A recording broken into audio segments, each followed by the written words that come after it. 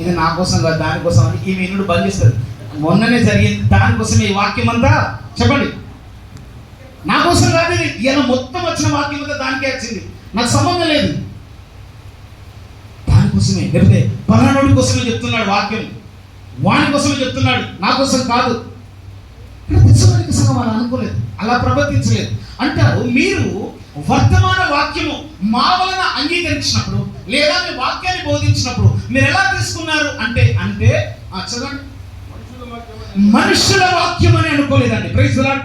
గట్టిగా చెప్పండి, చెప్పండి హల్లెలూయా, హల్లెలూయా. నువ్వు కూడా మారాలి, అది మనుషుల వాక్యం కాదు. రంజిత్ అయ్య చెప్పేది వాక్యము ఎవరి వాక్యము? రంజిత్ అయ్య గారి ఇంట్లో తయారు చేయలేదండి ఆమె. ఏ అయ్య గారి ఇంట్లో తయారైన వాక్యము అది కాదు. దేవుని నోటి నుండి, దేవుని వాక్యం నుండి వచ్చేటువంటి మాటలు అవి.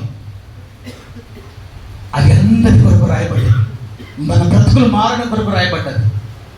మా వలన అంగీకరించినప్పుడు మనుషుల వాక్యం అని ఎంచక మన ఫీలింగ్ ఉంటుంది. నాకు కాదు, నేను గట్లోనే నాకెందుకు, నాది కాదు అది ఎవరికో చెప్పిండు.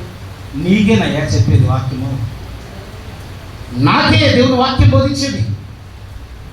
నాతోనే దేవుడు మాట్లాడుతున్నాడు, నీతోనే మాట్లాడుతున్నాడు దేవుడు. ఈరోజు దేవుడు నీతో మాట్లాడుతున్నాడు. Praise the lord. అలా నమ్మాలి, అలా నమ్మినారు ఆ సంఘము. ఇది మనుషుల వాక్యం అని ఎవరి కోసం వచ్చి కాదు, నా కోసము దేవుడు మాట్లాడుతుంది. తెస్సలోనిక సంఘము నమ్మినారండి. అందుకే తెస్సలోనిక సంఘము దీవించబడిన సంఘముగా ఉంది. Praise the lord. హల్లెలూయా చెప్పండి, హల్లెలూయా చెప్పండి. మా వలన అంగీకరించినప్పుడు మనుషుల వాక్యం అని చదవండి. నిజముగా ఉన్నట్టు దేవుని వాక్యమని, దేవుని వాక్యమని దాన్ని అంగీకరించినది కనుక మేమును మానక దేవునికి కృతజ్ఞతాస్తుతులు చెల్లించుచున్నాము. Praise the lord. హల్లెలూయా చెప్పండి, హల్లెలూయా. ఎవరి వాక్యము? ఆరాధన రోజు కానీ కూటాలలో కానీ ఉపవాస ప్రార్థన వినబడి ధ్వనించుచున్న వాక్యము, మన సంఘంలో వినబడుచున్న వాక్యము మనుషుల వాక్యం అది కాదు.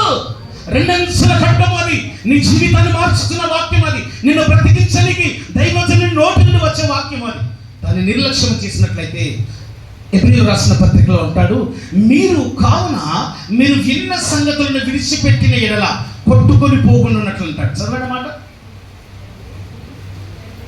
హెబ్రీయులకు రాసిన పత్రిక 2వ అధ్యాయంలో, కావున మీరు విన్న సంగతులను విడిచిపెట్టి,